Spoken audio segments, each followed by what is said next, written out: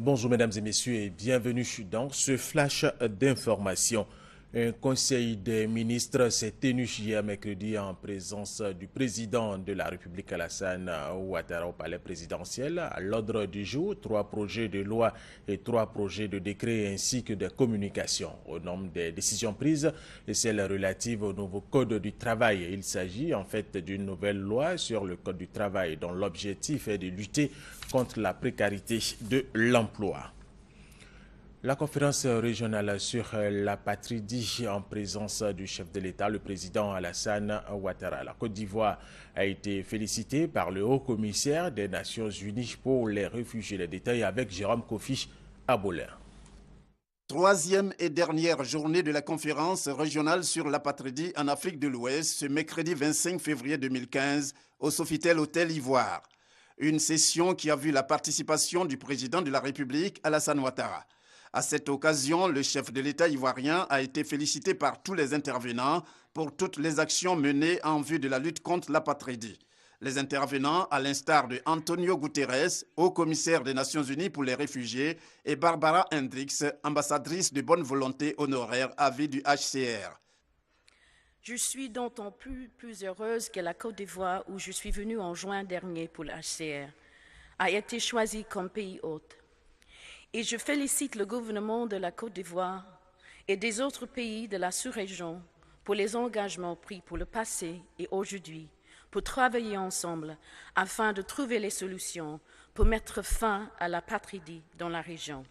Au cours de ces dernières années, la Côte d'Ivoire a manifesté d'une manière extraordinaire son engagement dans la lutte contre l'apatridie, un exemple non seulement pour la région et le continent, mais également pour le monde. Et je tiens à exprimer toute ma gratitude à son Excellence le Président Alassane Ouattara pour son leadership et pour son engagement personnel, courageux et fort sur cette question.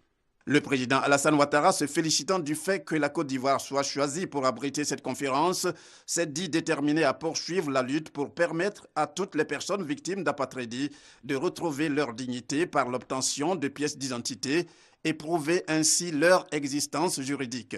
En ce qui concerne la Côte d'Ivoire, le gouvernement a affiché sa détermination en procédant à la ratification des 2 conventions portant sur l'apatridie et en facilitant l'adoption de lois importantes. L'application de ces lois va enfin donner une existence juridique à des milliers de personnes.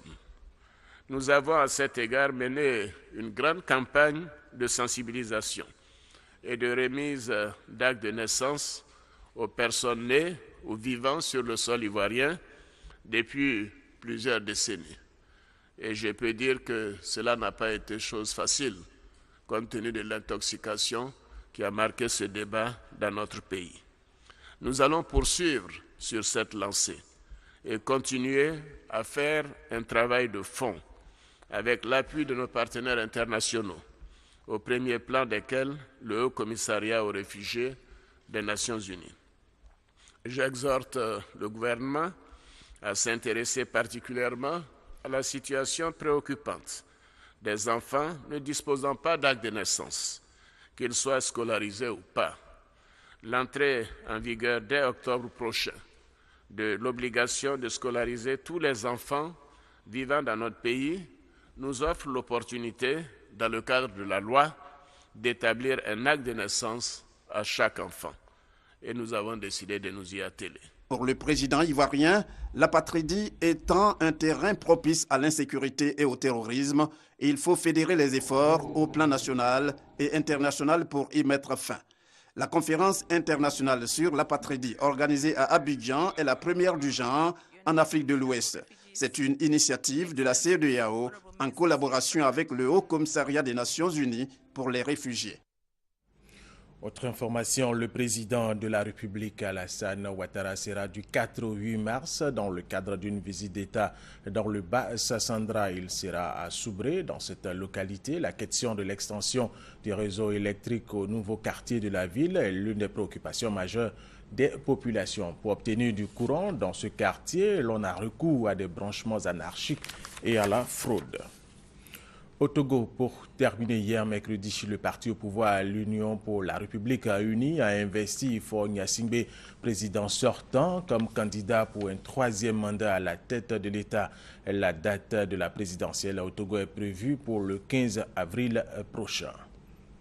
Et c'est la fin de ce flash d'information. Merci de l'avoir suivi. Je vous retrouve à 13h.